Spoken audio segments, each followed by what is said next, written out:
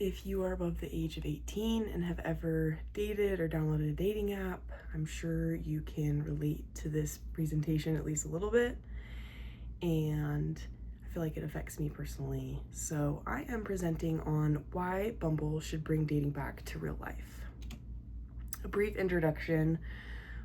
Bumble was built around the idea of women making the first move. And I don't believe this is Bumble's problem.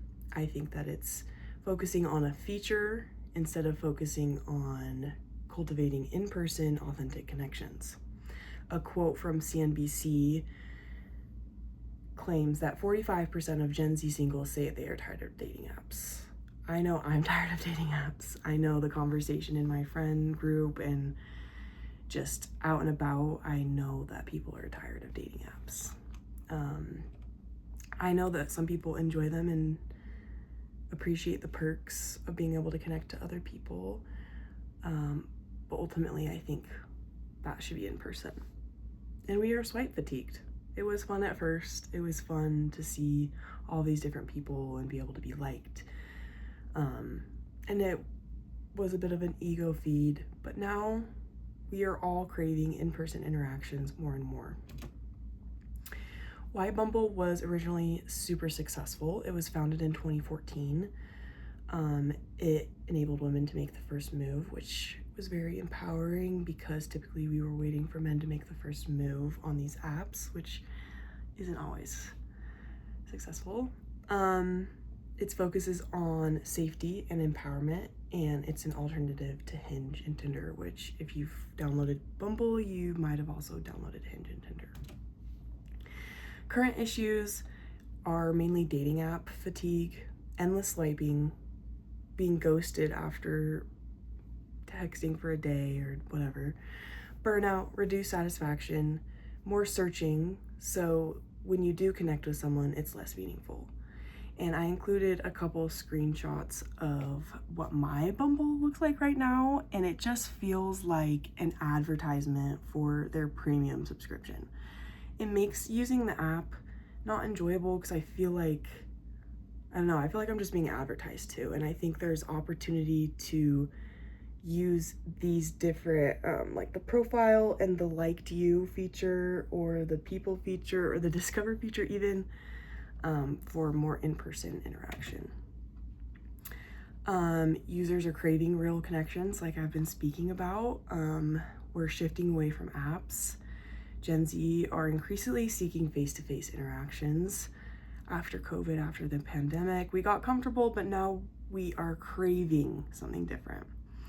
I found this study, likely biased from HIMSS, but it's pretty much claiming that 82% of people are still, Gen Z age people, are still claiming they met in person compared to on dating apps. So although it's successful, most people are still meeting in person, but it's becoming harder and harder. I feel like Bumble has a bit of an identity issue. The issues in 2014 are still very relevant, like women lacked control or safety concerns, very much still issues, but we have more highlighted issues in 2026. Dating fatigue, loneliness, desire for authentic connections that we might not have seen as readily in 2014. Some competition on Hinge and Tinder. Tinder is more casual and Hinge is designed to be deleted. In my head, Tinder is definitely a more casual dating app, and then Hinge is more of the relationship dating app, and then Bumble is just kind of there. And that's my opinion, but their positioning is women make the first move.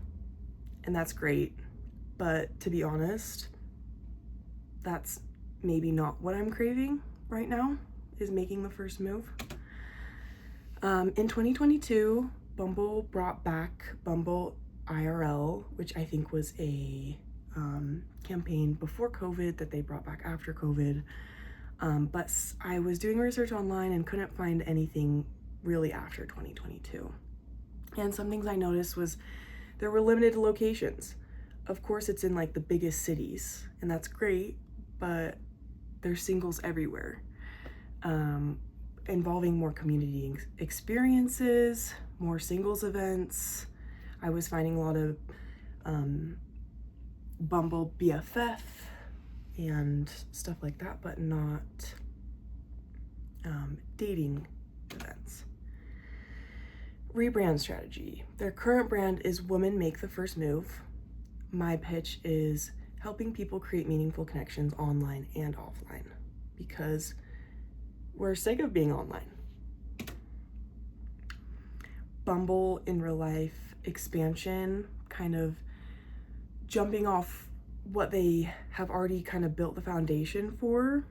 I would love to have like a Bumble locally in every city, and then integrate Bumble match nights, trivia nights, pickleball tournaments, coffee meetups, speed dating events, local social events, stuff to get the local community involved and also motivate people to meet up in real life and create new social opportunities. Campaign and benefits. I would love the campaign to be more than a match because we can all get matches. We've all gotten matches. It was fun and it was a compliment at first. Now it's lost its luster. So the benefits for users would be less dating fatigue, more authentic connections, better dating experiences, obviously. And for Bumble, stronger brand differentiation, new revenue opportunities. Just because it's in real life doesn't mean you can't charge. I would be happy to pay $5, $10 if it meant a super awesome in-person event that I can just show up to, or more even.